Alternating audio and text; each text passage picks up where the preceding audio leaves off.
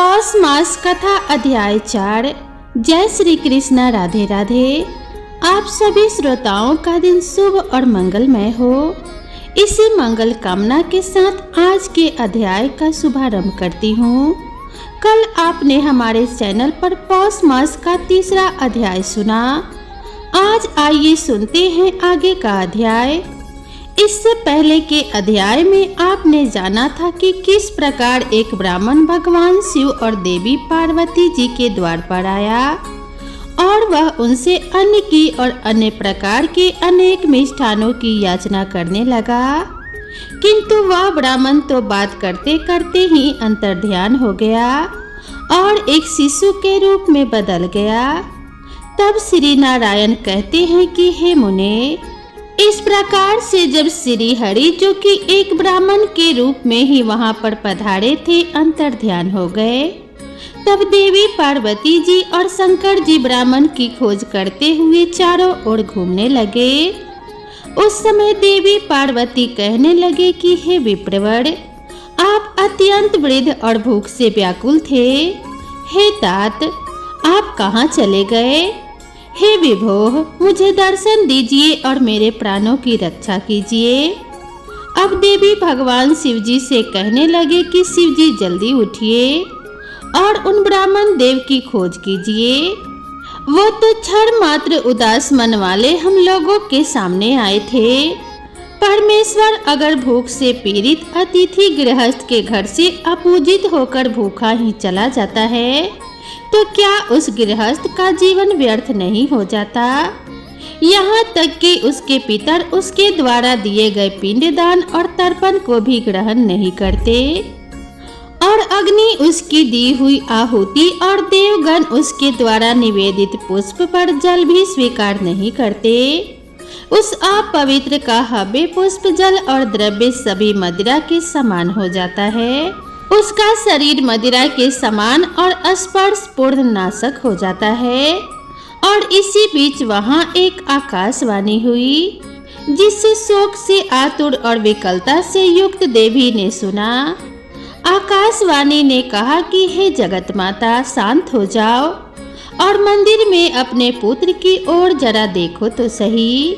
वे साक्षात गोलोकाधिपति परिपूर्णतम श्री कृष्ण हैं। शुभ पुण्यक व्रत वृक्ष का सनातन फल है।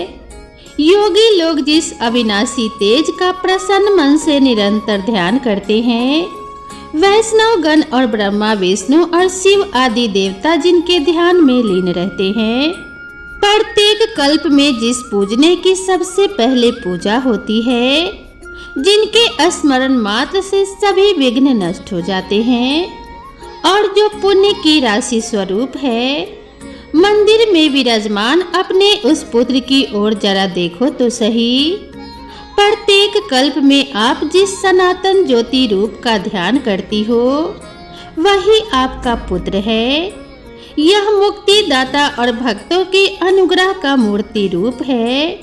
जरा उसकी ओर निहारो तो सही, जो आपकी कामना पूर्ति का बीज, तप रूपी कल्प वृक्ष का फल और लावण्यता में करोड़ों कामदेवों को भी निंदित करने वाला है। अपने उस सुंदर पुत्र को देखो। देवी, आप क्यों विलाप कर रही हो? अरे ये कोई भूखा ब्राह्मण नहीं है, ये तो विप्रवेश में स्वयं जनार्दन है। अब कहाँ वह वृद्ध और कहाँ वे अतिथि? हे नारद, ऐसा कहकर वह आकाशवाणी मौन हो गई। तब उस आकाशवाणी को सुनकर देवी पार्वती भयभीत होकर अपने महल के अंदर आ गई। वहां उन्होंने सैया पर सोए हुए बालक को देखा।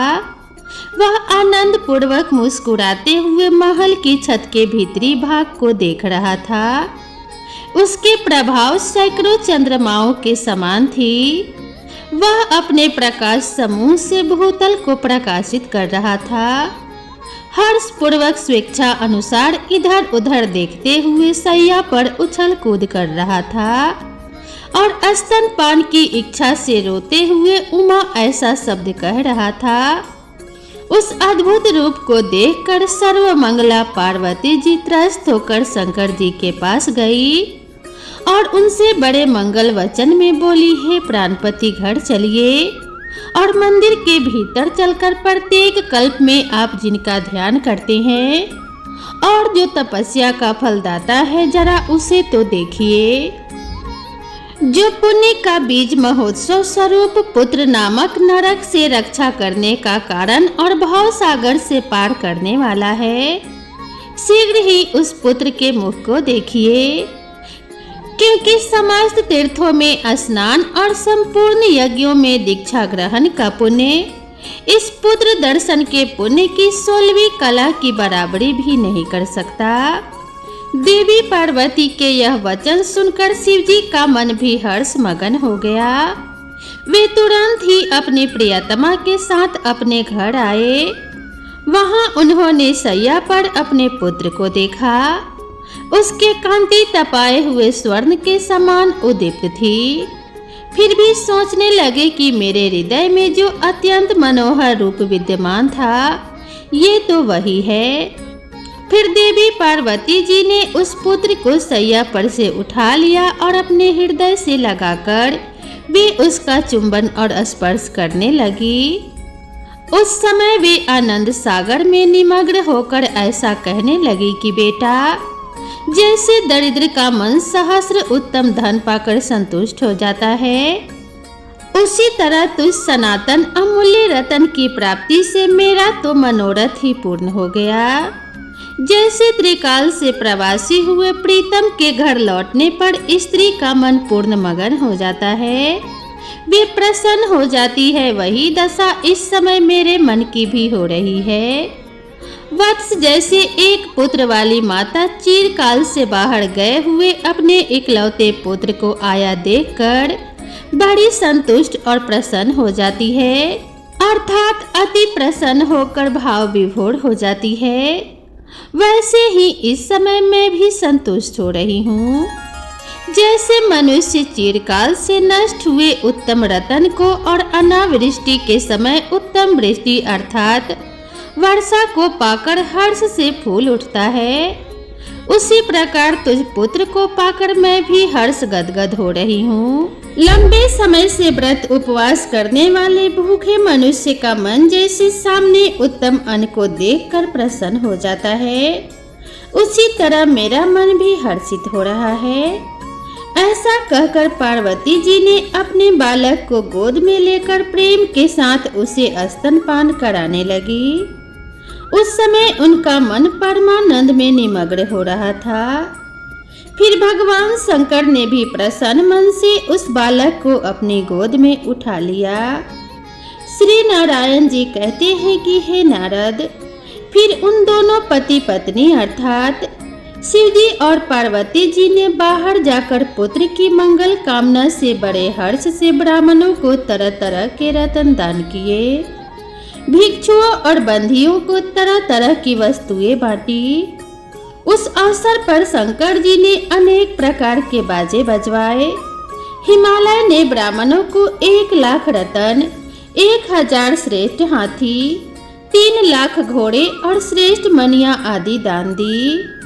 इसके अलावा दूसरे प्रकार के भी दान जैसे वस्त्र, आभूषण और क्षीर सागर से उत्पन्न सभी तरह के अमूल्य रत्न भी दान किए। कौतुकी विष्णु जी ने ब्राह्मणों को कौस्तुभ मणि का दान दिया। ब्रह्मा जी ने हर्ष पूर्वक ब्राह्मणों को ऐसी विशिष्ट वस्तु दान में दी जो सृष्टि में परम दुर्लभ थी। हे ब्राह्मण, उस अवसर पर क्षीर सागर ने हर्षित होकर कौतुकवश 1000 माने के 100 मणि हीरक, 1 सहस्र हरे रंग की श्रेष्ठ मणिया और बहुत सारे अमूल्य रत्न आदि ब्राह्मणों को प्रदान किए। सरस्वती देवी ने अमूल्य रत्नों का बना हुआ एक ऐसा हार दिया जो तीनों लोकों में परम दुर्लभ था। मुने शिवपुत्र के जन्मोत्सव में उपस्थित होकर सभी लोगों ने इस प्रकार ब्राह्मणों को दान देकर उसके बाद उस शिशु का दर्शन किया। उस समय वे सब परमानंद में निमग्न थे। मुने उस दान में ब्राह्मणों और बंधियों को इतना धन मिला था कि वे दान में मिली वस्तुओं को उठाने तक में असमर्थ थे। इसीलिए बोझ से घबराकर मार्ग में रुक रुक कर चलते थे। वह सभी विश्राम करने के बाद पूर्व काल के दाताओं की कथा कहते थे, जिसे वृद्ध, युवा और भिक्षुक प्रेम पूर्वक सुना करते थे। नारद उस अवसर पर श्री विष्णु ने आनंद मगन होकर दुदुम्भी का शब्द कराया, फिर गीत गवाए, नाच करवाए, वेदों और पुराणों के पाठ करवाए, फिर मुनिवरों को बुलाकर हर्ष पूर्वक उनका पूजन किया, मांगलिक कार्य करवाए और उनसे आशीर्वाद दिलवाया। देवी तथा देवगणों के साथ वे स्वयं भी उस बालक को शुभ आशीर्वाद देने लगे। श्री विष्णु ने, श्री ब्रह्मा जी ने, धर्म ने, महादेव जी ने, लक्ष्मी जी ने, सरस्वती जी ने, सावित्री जी ने, हिमालय ने और मेनका आदि ने उस शिशु को भरपूर आशीर्वाद दिया। फिर समागत सभी ऋषि मुनियों और सिद्धों ने आशीर्वाद दिया। ब्राह्मणों और बंधियों ने सभी प्रकार की मंगल कामना की। वत्स नारद, इस प्रकार मैंने गणेश जी का जन्म वृतांत, जो संपूर्ण मंगलों का मंगल करने वाला और समस्त विघ्नों का विनाशक है, पूर्ण तरह तुमसे वर्णन कर दिया। जो मनुष्य अत्यंत समाहित होकर इस सुमंगल अध्याय को सुनता या पढ़ता है, वह संपूर्ण मंगलों से युक्त होकर मंगलों का आवास स्थान हो जाता है। इसके श्रवण से पुत्रहीन को पुत्र, निर्धन को धन, कृपाण को निरंतर धन प्रदान करने की शक्ति, पत्नीहीन को पत्नी, प्रजागामी को प्रजा और रोगी को आरोग्य प्राप्त होता है। दुर्भाग्यप्रद स्त्री को सौभाग्य, भ्रष्ट हुआ पुत्र, नष्ट हुआ धन और प्रवासी पति मिल जाता है और शोकग्रस्त को सदा आनंद की प्राप्ति हो जाती है। इसमें किसी प्रकार का कोई संदेह नहीं है। मुने, गणेश व्याख्यान के श्रवण से मनुष्य को जिस पुण्य की प्राप्ति होती है, वह फल निश्चय ही इस अध्याय के श्रवण से मिल जाता है। वह मंगला अध्याय जिसके घर में विद्यमान रहता है, वह सदा मंगल युक्त रहता है, इसमें तनिक भी संशय नहीं है। यात्रा काल में अथवा पुण्य अवसर पर जो मनुष्य एकाग्र मन से इसका श्रवण करता है, श्री गणेश जी के कृपा से अपने सभी मनोरथ को प्राप्त कर लेता है। आज का अध्याय यहीं पर समाप्त हुआ। अगले अध्याय में आप जानेंगे कि बालक गणेश को देखने के लिए शनि देव भी आए थे, लेकिन शनि देव को वहां पर कुछ भी दिखाई नहीं दिया। ऐसा क्यों हुआ, ये जानने के लिए कृपया आप अगले अध्याय का इंतजार जरूर कीजिएगा। जय श्री हरि विष्णु, जय माता लक्ष्मी। अगर आज की वीडियो पसंद आई हो तो वीडियो को एक लाइक जरूर कीजिएगा। साथ ही मेरे चैनल में बने रहने के लिए चैनल को सब्सक्राइब जरूर कर लीजिएगा। माता लक्ष्मी और भगवान विष्णु की कृपा आप सभी के ऊपर सदैव बनी रहे।